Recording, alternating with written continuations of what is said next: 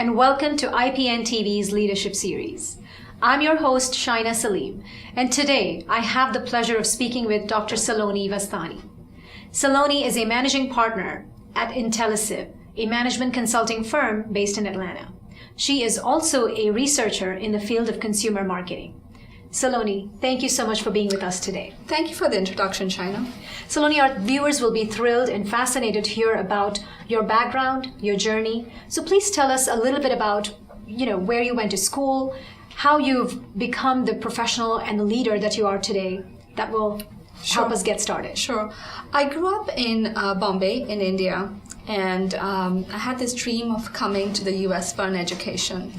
And I thought it was impossible at that point to do it. This was over 20 years ago, where not very often girls were sent half the way across the world to go get an education in the business field.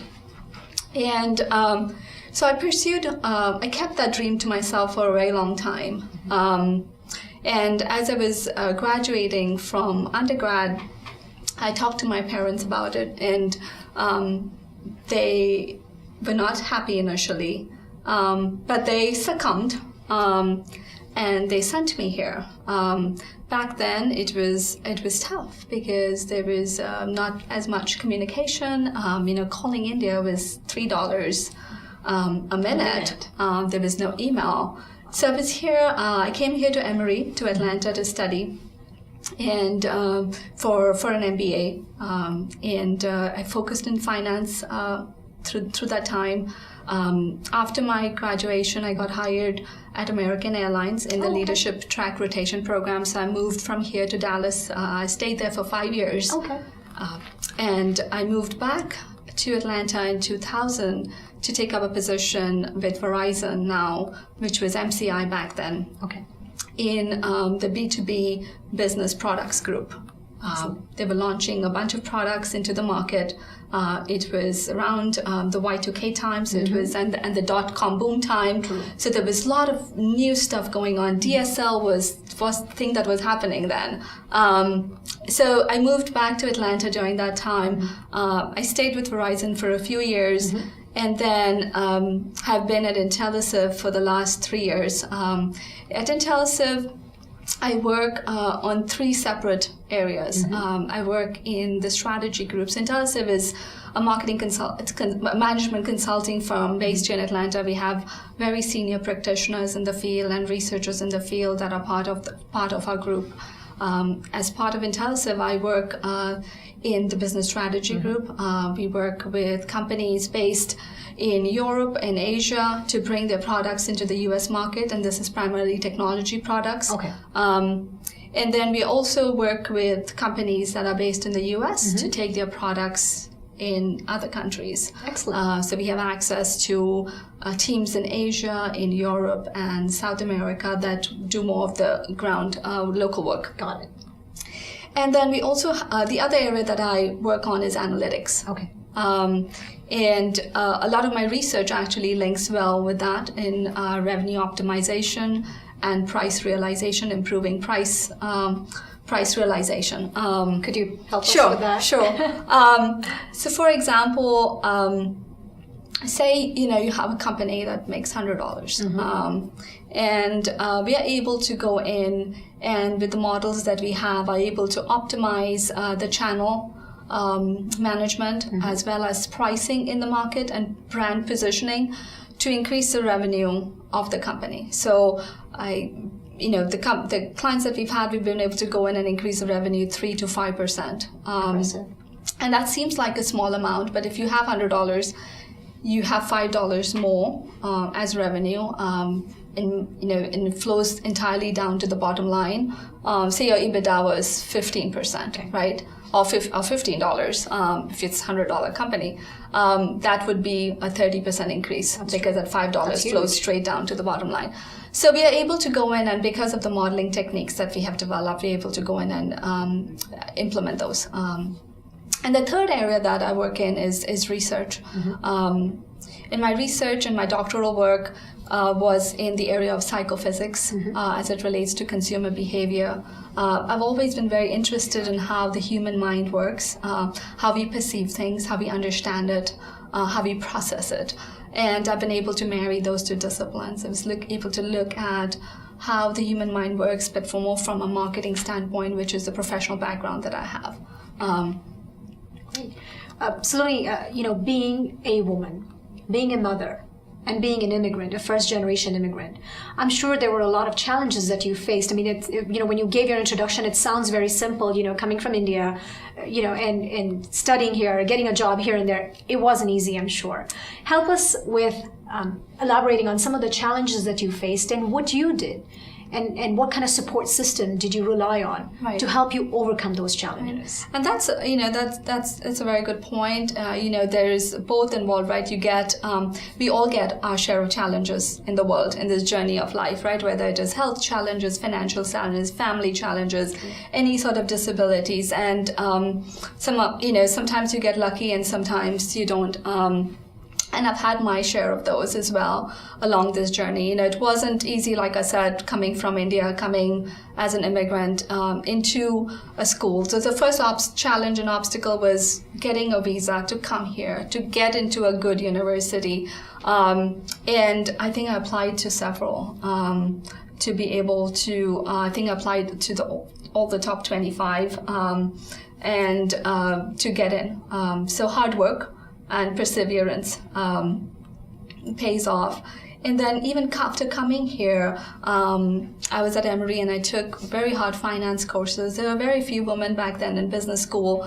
I think I was the only one in the finance, in the hardcore finance classes. So that was challenging. And then after I graduated, which was a milestone, it was challenging to find a job, right? Who's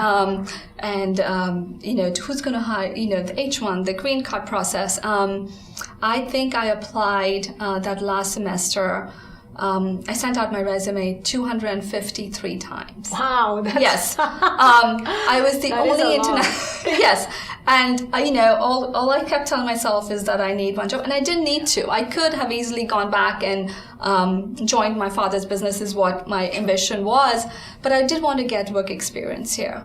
And I was the only international student that got hired. And not because I was smarter or made some other choices. It's just because I sent out and I worked harder in sending out my resume that much. The persistence helped. And the persistence, exactly. And then I got 2 job offers. One was in the Wall Street in New York, which is where I really wanted to go. And the second one was with American Airlines, which was an amazing offer, both financially, and they offered a leadership track rotation program.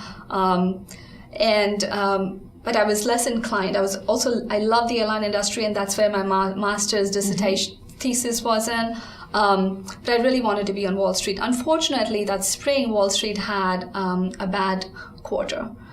So that job got eliminated. Luckily, I hadn't said no yet to the other position at American Airlines. So I took that up. And when I got that position, it paid me 40% more than what was my baseline for taking a job. And it must be my mom's prayers or something that worked, because I totally and your hard work. And the fact that you were smart enough to get that.